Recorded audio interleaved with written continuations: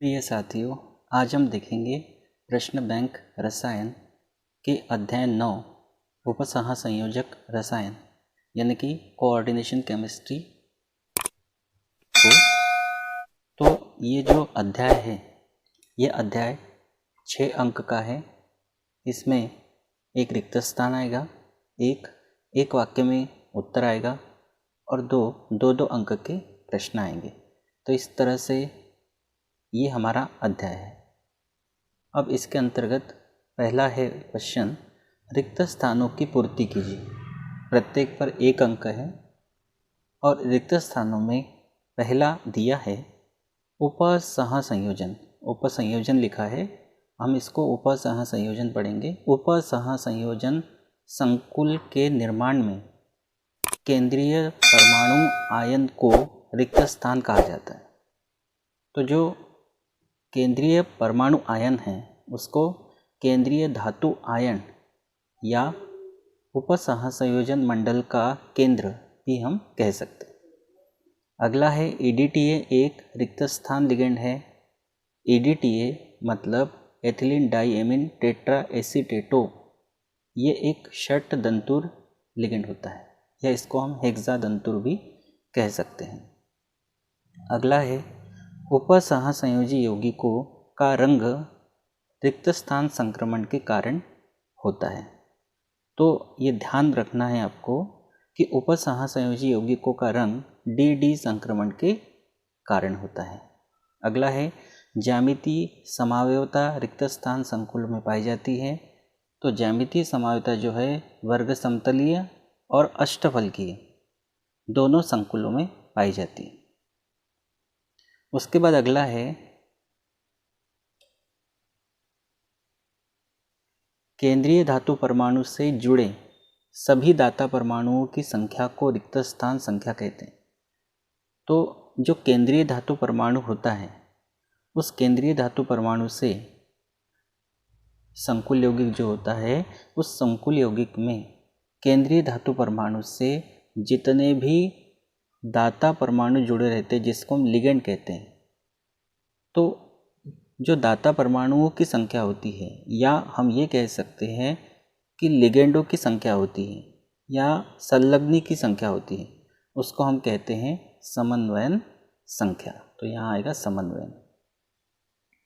अगला है एक वाक्य में उत्तर दीजिए। इस पर भी 1 अंक है। इसके अंतर्गत पहला है जिगलर नाटा उत्प्रेरक से संबंधित धातु का नाम लिखिए। तो जिगलर नाटा उत्प्रेरक जो होता है वो होता है TiCl4 plus C2H5 whole thrice Al, मतलब टाइटेनियम टेट्राक्लोराइड और ट्राई एथिल एल्यूमिनियम, इनके मिश्रण को कहते हैं जिगलर नाटा उत्प्रेरक। तो यहाँ जिगलर नाटा उत्प्रेरक नहीं पूछा था, ये तो आपको बताने के लिए यहाँ पे लिख दिया है मैंने। इसमें पूछा था कि जिगलर नाटा उत्प्रेरक से संबंधित धातुओं के नाम क्या है। तो यहाँ है टाइटेनियम और यहाँ है एल्यूमिनियम। तो आंसर हमारा आएगा टाइटेनियम तथा एल्यूमिनियम। उसके बाद अगला पूछा है किस प्रकार के लिगेंड किलेट बनाते हैं। तो जो बहुदंतुर लिगेंड होते हैं वो बनाते हैं किलेट। अगला है टेट्रा कार्बोनिल निकिल का सूत्र लिखिए। तो टेट्रा कार्बोनिल मतलब 4 कार्बोनिल, CO कार्बोनिल है ये, और टेट्रा मतलब 4 और निकिल, तो ये होगा बड़े ब्रैकेट में। बड़ा ब्रैकेट मतलब ये हमारा उपसहसंयोजन मंडल है या उपसहसंयोजन क्षेत्र इसको कहते हैं। इसमें यह है केंद्रीय धातु परमाणु या केंद्रीय धातु आयन हम कह सकते हैं, और ये लिगेंड है। तो लिगेंडों की संख्या 4 है। तो इस तरह से NiCO4 बड़े कोष्टक में लिखेंगे, ये टेट्रा कार्बोनिल निकिल का सूत्र है। अगला है क्रिस्टल क्षेत्र सिद्धांत यानी कि CFT, क्रिस्टल फील्ड थ्योरी के अनुसार उपसहसंयोजन यौगिकों में रंग का कारण क्या है। तो इसका आंसर है DD संक्रमण। अभी हमने देखा, इसके पहले रिक्त स्थान में भी आया था ये। अगला है वर्नर के सिद्धांत के अनुसार धातुओं की कितनी प्रकार की संयोजकताएं होती है। तो इसका उत्तर है 2। धातुओं की 2 प्रकार की संयोजकताएं होती है, प्राथमिक संयोजकता और एक होती है द्वितीयक संयोजकता। उसके बाद आते हैं हमारे 2-2 अंक के प्रश्न। 2-2 अंकों के प्रश्नों में सबसे पहला हमारा प्रश्न है द्विक लवण क्या है, डबल सॉल्ट क्या है। तो द्विक लवण जो होते हैं ये योगात्मक यौगिक है एक प्रकार से, या योगात्मक लवण है। जैसे KCl एक सूत्र है, MgCl2 एक है, और जल के 6 अणु हैं। तो इन तीनों के योग से, यानी पोटेशियम क्लोराइड, मैग्नीशियम क्लोराइड और जल, इन तीनों के योग से बना है ये। इसका नाम है कार्निलाइट। इसका नाम है कार्निलाइट। ये एक द्विक लवण है। अब देखो, इसको अगर आप जल में घोलते हैं तो जल में घोलने पर ये देगा एक तो K+ आयन, एक देगा Cl- आयन, एक देगा Mg2+ आयन, और Cl2 है तो 2 लिख दिए, और Cl पे होता है माइनस, और प्लस 6 जल के अणु। ये जल के अणु जल में चले जाएंगे क्योंकि आप जल में घोल रहे हो। तो इस तरह से आप ये भी लिख सकते हो कि 3Cl- देता है, अलग अलग लिखे हैं यहाँ Cl- और 2Cl-। आप इनको एक साथ भी लिख सकते हो, 3Cl-।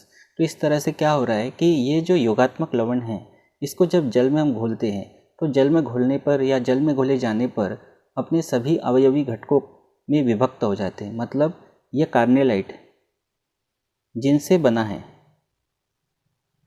बना है उसके अवयवी घटकों में विभक्त हो जाता है। तो इसलिए हम कहते हैं कि ऐसे योगात्मक लवण जो जल में घोले जाने पर अपने सभी अवयवी घटकों में विभक्त हो जाते हैं, द्विक लवण कहलाते हैं। उदाहरण नहीं पूछा था, उदाहरण हमने समझाने के लिए इसमें दे दिया। इसका उदाहरण है कार्निलाइट। ठीक, उसके बाद आता है संकुल या संकर यौगिक। संकुल यौगिक या संकर यौगिक, या इसको समन्वयन यौगिक भी कहते हैं। ये क्या होता है? तो इसका एग्जाम्पल हमने लिया K4FeCN6। इसका साधारण नाम है पोटेशियम फेरोसाइनाइड। इसका साधारण नाम पोटेशियम फेरोसाइनाइड है। अब इसको अगर आप जल में घोलते हो, देखो एक बात ध्यान रखना, इसको लिखने का तरीका कैसे, आवेश हम बाद में लिखते हैं, तो पहले हम ये देखते हैं कि पोटेशियम कितना है। पोटेशियम है 4। पोटेशियम कितना है? 4। और FeCN6 ये कोष्टक पूरा बड़ा 1 है। तो पहले पोटेशियम 4 है वो लिख दिया, उसके बाद FeCN6 जो है बड़ा कोष्टक 1 है वो लिख दिया। अब पोटेशियम जो है इस पे कितना धनावेश आएगा ये बड़ा कोष्टक बताएगा। बड़ा कोष्टक 1 है मतलब 1 धनावेश, और बड़े कोष्टक के ऊपर कितना ऋणावेश आएगा तो उसके साथ पोटेशियम कितना है 4, तो 4 माइनस, ये आवेश बाद में लगा दो। और ये जो बड़ा कोष्टक है इसको कहते हैं उपसहसंयोजन मंडल। इस उपसहसंयोजन मंडल के पहले अगर कोई तत्व आता है तो वो धनायन होता है, तो उपसहसंयोजन मंडल होगा ऋणायन। लेकिन अगर उपसहसंयोजन मंडल बड़े कोष्टक के बाद अगर कुछ आता है तो बड़ा कोष्टक धनावेशित होता है, और उसके बाद आने वाला जो तत्व है वो ऋणावेशित होता है। धनावेश मतलब केटायन और ऋणावेश मतलब एनायन। तो देखो, इसको आपने जल में घोला तो ये अपने सभी घटकों का परीक्षण नहीं दे रहा है, सिर्फ K+ दे रहा है और FeCN6 4- दे रहा है। मतलब ये है कि ये उपसंयोजन मंडल है ना, इसके अंदर के जो केंद्रीय धातु परमाणु और लिगेंड है ये आयनों में विभक्त नहीं हुए अलग अलग, मतलब अपनी पहचान बना के रखा है इन्होंने अभी भी। तो हम इसको परिभाषित कर सकते हैं, ऐसे यौगिक जो जल में घोले जाने पर अपनी पहचान बनाए रखते हैं संकुल यौगिक कहलाते हैं। और उसका उदाहरण है K4FeCN6। इसको आयनों में तोड़ना तो मैंने आप लोगों को बता दिया, इसमें उदाहरण नहीं पूछा था, हमने यहाँ लिखा है। ठीक, उसके बाद ये दोनों प्रश्न अगर आपके कवर हो जाते हैं तो इसके बाद इसमें जो प्रश्न बैंक में तीसरा प्रश्न है वो है द्विक लवण तथा संकुल यौगिकों में 2 अंतर लिखिए। तो द्विक लवण की परिभाषा दे देंगे, संकुल यौगिक की परिभाषा दे देंगे। द्विक लवण की परिभाषा हमने क्या देखी, ऐसे योगात्मक लवण जो जल में घोले जाने पर अपने सभी घटकों में विभक्त हो जाते हैं, द्विक लवण कहलाते हैं। और संकुल यौगिक की परिभाषा हमने क्या दी, ऐसे योगात्मक यौगिक या ऐसे यौगिक जो जल में घोले जाने पर अपनी पहचान बनाए रखते हैं संकुल यौगिक कहलाते हैं। एक अंतर ये हो गया। और दूसरा हम दे सकते हैं उदाहरण, KCl MgCl2 6H2O ये कार्निलाइट है, और K4FeCN6 यह है पोटेशियम फेरोसाइनाइड, ये साधारण नाम है, इसका साधारण नाम है। इसके बाद है अगला प्रश्न। प्रश्न है केंद्रीय धातु परमाणु को परिभाषित कीजिए। तो केंद्रीय धातु परमाणु, इसकी परिभाषा देना है। अब इसकी परिभाषा को देखने के लिए आप सबसे पहले यहाँ जो लिखा है इसको आप देख लीजिए। एक उदाहरण के माध्यम से हमने इसको समझाया है। ये उदाहरण है K4FeCN6 जिसका साधारण नाम मैंने आपको बताया पोटेशियम फेरोसाइनाइड। अब इसमें ये जो बड़ा कोष्ठक है, इस बड़े कोष्ठक को कहते हैं उपसहसंयोजन क्षेत्र या उपसहसंयोजन मंडल। उसके बाद ये जो बड़े कोष्ठक के जस्ट बाद जो आता है, ये डी ब्लॉक का तत्व होता है और इसको कहते हैं केंद्रीय धातु परमाणु या केंद्रीय धातु आयन। और केंद्रीय धातु परमाणु या केंद्रीय धातु आयन के अलावा जितने भी इसमें उपसंयोजन मंडल में आते हैं उन सबको कहते हैं लिगेंड। लिगेंड एक से अधिक प्रकार के भी हो सकते हैं, जैसे यहाँ केवल एक ही प्रकार का लिगेंड है, एक से अधिक प्रकार के भी हो सकते हैं।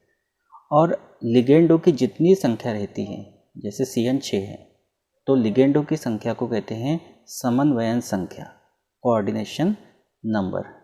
और बड़े कोष्ठक के पहले या बाद में जो भी तत्व आता है उसकी जितनी भी संख्या हो, उस क्षेत्र को हम कहते हैं आयनीकरण क्षेत्र। इस बात को बहुत अच्छे से आप समझ लेना। तो अब बात आती है कि केंद्रीय धातु परमाणु क्या है। तो केंद्रीय धातु परमाणु क्या है? ये एक संकुल यौगिक है या उपसहसंयोजन यौगिक है या समन्वयन यौगिक है। इसमें केंद्रीय धातु परमाणु को हम परिभाषित करेंगे तो हम कहेंगे कि जो संकुल यौगिक है उसमें उपस्थित ऐसा परमाणु जो लिगेंड के साथ उपसहसंयोजी बंध बनाता है, तीर के चिन्ह वाला बंध जो दाता से ग्राही की ओर रहता है। मतलब ये है कि ये जो लिगेंड होते हैं, ये लिगेंड केंद्रीय धातु परमाणु को एकाकी इलेक्ट्रॉन युग्म, कम से कम एक एकाकी इलेक्ट्रॉन युग्म दान करते हैं और दान करके जो बंध बनाते हैं वो उपसहसंयोजक बंध होता है। मतलब हम सीधे शब्दों में ये कह सकते हैं कि संकुल यौगिक में उपस्थित वह परमाणु जो लिगेंड के साथ उपसहसंयोजी बंध बनाता है, संकुल यौगिक में उपस्थित वह परमाणु जो लिगेंड के साथ उपसहसंयोजी बंध बनाता है, उसे केंद्रीय धातु परमाणु कहते हैं। तो ये केंद्रीय धातु परमाणु की परिभाषा है। संकुल यौगिक में उपस्थित वह परमाणु जो लिगेंड के साथ उपसहसंयोजी बंध बनाता है, उसे केंद्रीय धातु परमाणु कहते हैं। इसके साथ ही साथ हम लिगेंड की परिभाषा भी दे सकते हैं। लिगेंड क्या होता है? लिगेंड वो होता है जो केंद्रीय धातु परमाणु को, लिगेंड कोई परमाणु हो सकता है, आयन हो सकता है, अणु हो सकता है, और ये लिगेंड क्या करता है, जो परमाणु, अणु या आयन होगा वो केंद्रीय धातु परमाणु को कम से कम एक इलेक्ट्रॉन का जोड़ा, मतलब कम से कम एक इलेक्ट्रॉन का युग्म दान करके उपसहसंयोजक बंध बनाता है।